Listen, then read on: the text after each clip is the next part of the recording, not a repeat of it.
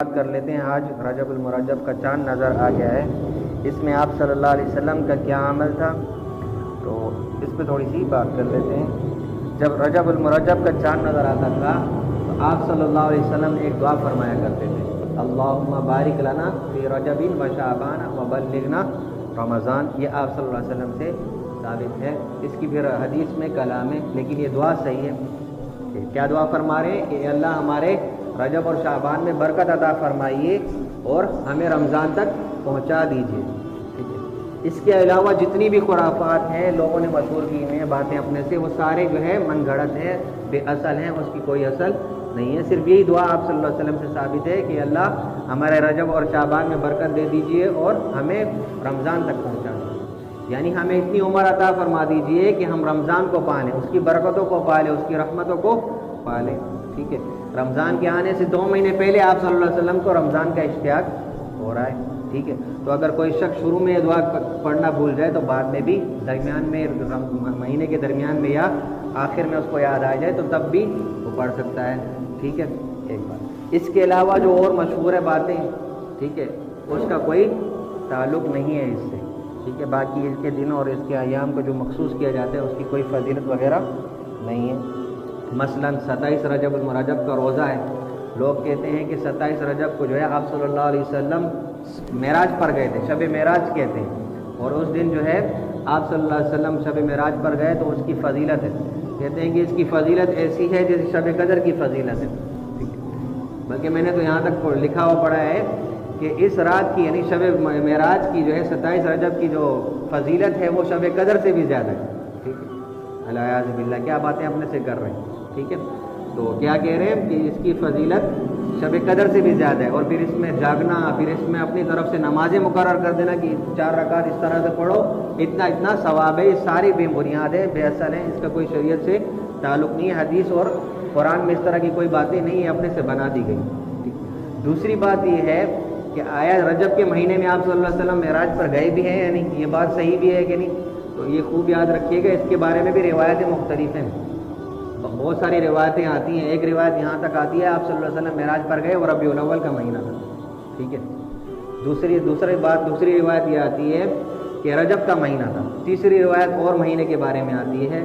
تو ان روایات کے اختلاف کی وجہ سے ہم یہ نہیں کہہ سکتے کہ آپ صلی اللہ علیہ وسلم 27 رجب کو جو ہے معراج پر گئے تھے. ٹھیک ہے. یقینی طور پر ہم اب نہیں کہہ سکتے. ٹھیک ہے. جب یقینی طور پر ہم یہ نہیں کہہ سکتے تو پھر اس کی جو فضیلت وغیرہ بیان کرتے ہیں لوگ، اس کا کوئی اعتبار نہیں کیا جائے. ٹھیک ہے. اس کا کوئی اعتبار نہیں ہوگا.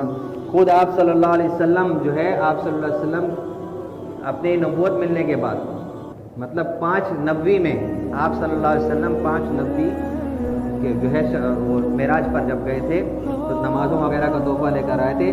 اس کے بعد 18 سال آپ صلی اللہ علیہ وسلم زندہ رہے. ٹھیک ہے. 18 سال آپ صلی اللہ علیہ وسلم زندہ رہے.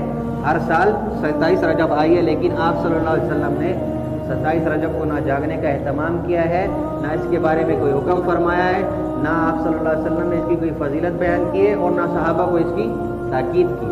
تو کیا ثابت ہو رہا ہے کہ اس کے کوئی اصل نہیں. پھر آپ صلی اللہ علیہ وسلم کے بعد صحابہ کرام کا دور آیا. 100 سال تک صحابہ کرام موجود رہے دنیا میں. پوری صدی جو ہے صحابہ کرام سے اس بارے میں کوئی فضیلت ثابت نہیں ہے. کسی صحابی کو کوئی عمل ثابت نہیں کہ 27 رجب کو کوئی صحابی جاگا ہو یا انہوں نے کوئی التزام کیا اور روزے وغیرہ کا رکھنے کا. ٹھیک ہے. اب کوئی شخص یہ بولے کہ میں صحابہ کرام سے اور نبی علیہ السلام سے زیادہ جانتا ہوں بھائی. ٹھیک ہے. کیا کہ میں صحابہ سے زیادہ شوق رکھتا ہوں بھائی عبادت کا، تو وہ کیا ہوگا؟ اس کو لوگ احمق ہی بولیں گے کہ جو نبی پر جان نچھاور کرنے والے ان کے بارے میں کہہ رہے کہ میں ان سے زیادہ شوق رکھتا ہوں بھائی، میں 27 کا روزہ رکھوں گا. یہ اپنی طرف سے اس کی وہ بنائی ہوئی باتیں ہوں گی. ٹھیک ہے. اس کے علاوہ ایک اور بات روزے کی آ جاتی ہے. 27 تاریخ کو روزہ رکھتے ہیں لوگ. ٹھیک ہے. 27 تاریخ کو اس کا روزہ رکھتے ہیں. تو روزے کے بارے میں بھی صحیح سند سے کوئی روایت ثابت نہیں ہے. ٹھیک ہے. اس لیے اس کا روزہ رکھنا بھی اس بات کے مد نظر رکھتے ہوئے کہ صرف 27 تاریخ کے روزہ رکھے گا، اس کا التزام کرے گا، یہ بدعت بن جائے گا اور جائز نہیں اس طرح 20 تاریخ کا روزہ رکھے گا.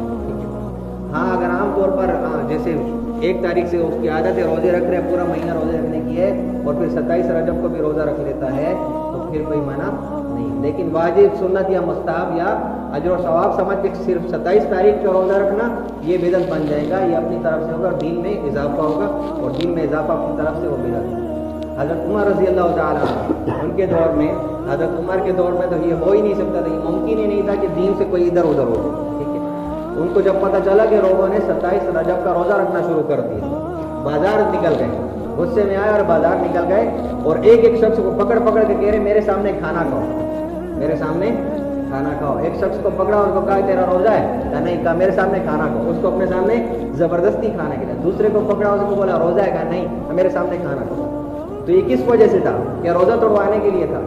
نہیں, روزہ توڑوانے کے لیے نہیں تھا. یہ بدعت کا سد باب کرنا تھا, بدعت کو بند کرنا تھا, بدعت کو روکنا تھا کہ میرے نبی کے طریقے سے ہٹ کر کوئی نہ چلے. ٹھیک ہے, تو اس سے کیا بات سمجھ میں آ رہی ہے کہ دین میں اضافہ اپنے طور پہ کرنا, یہ دین کے اندر اضافہ کرنا بدعت ہے. اب اگر کوئی شخص بولے بھائی ہم تو روزہ ہی رکھ رہے ہیں, دن میں صرف روزہ رکھ رہے ہیں, رات میں عبادت کر رہے ہیں, اس سے آپ کو کیا مسئلہ؟ ہم کیا زنا کر رہے ہیں؟ نعوذ باللہ, ہم کیا ڈاکہ ڈال رہے ہیں, شراب پی رہے ہیں جو آپ منع کر رہے ہیں؟ تو حضرت عمر کے اس عمل نے کہ لوگوں کو زبردستی پکڑ کر کھلا رہے, اس عمل نے یہ بات واضح کر دی اور یہ پیغام دے دیا کہ نہیں, خرابی اصل میں یہ ہے کہ اس دن اللہ کا حکم نہیں ہے روزہ رکھنے, نبی کا طریقہ نہیں, سلف صالحین کا طریقہ نہیں ہے, ائمہ مجتہدین کا طریقہ نہیں ہے. اس وجہ سے آپ بھی روزہ نہیں رکھ سکتے. میں پہلے بھی کئی مرتبہ کہہ چکا ہوں نا کہ سارے دین کا خلاصہ کیا ہے؟ اتباع ہے. جیسے ہمیں اللہ اور اس کے رسول اور صحابہ کرام سے ثابت ہے حکم, ویسے ہی پورا کریں گے. اب اللہ کا حکم اور شریعت کا حکم یہ ہے کہ آپ اس دن روزہ رکھو تو ہم روزہ رکھیں گے. ٹھیک ہے, اللہ اور اس کے رسول کا حکم یہ ہے کہ روزہ نہ رکھو تو ہم نہیں رکھیں گے. اللہ اور اس کے رسول کا حکم ہے کہ نماز پڑھو اس ٹائم پہ, ہم پڑھیں گے. انہوں نے منع کیا تو رک جائیں گے. اصل کیا ہے؟ اتباع. ورنہ نماز میں بھی پھر کچھ نہیں رکھا, ورنہ روزے میں بھی کچھ نہیں رکھا, زکوٰۃ دینے میں بھی کچھ نہیں رکھا.